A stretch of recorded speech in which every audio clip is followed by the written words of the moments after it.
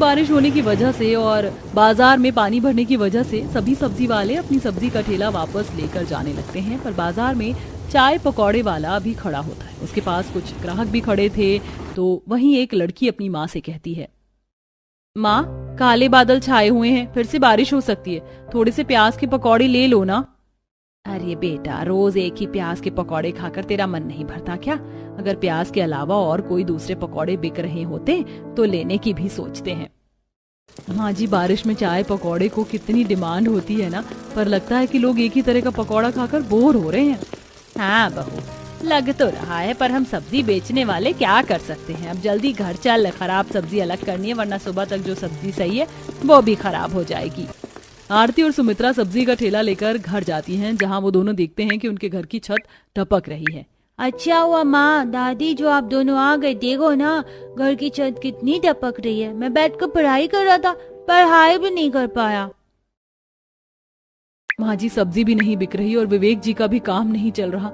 बारिश का महीना भी आ चुका है, कैसे घर चलेगा?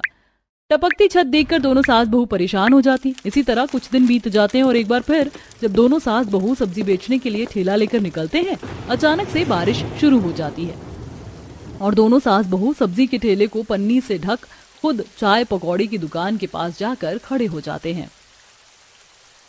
अंकल, जल्दी से मेरे लिए 20 रुपए के पालक के पकौड़े पैक कर दो। वैसे आपके पास और कौन से पकौड़े हैं?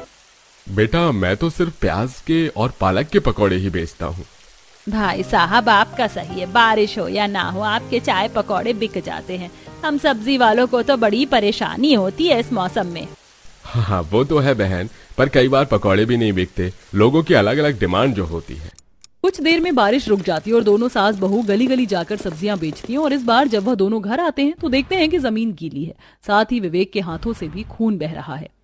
आपको इतनी चोट कैसे लग गई और आपने पट्टी क्यों नहीं करवाई? पट्टी करवाने जाता तो ज्यादा पैसे लगते, इसीलिए दुकान से दर्द की दवाई ले ली है। पर यह खून रुक नहीं रहा। तुम एक काम करो, कोई खराब कपड़ा बांध दो चोट पर।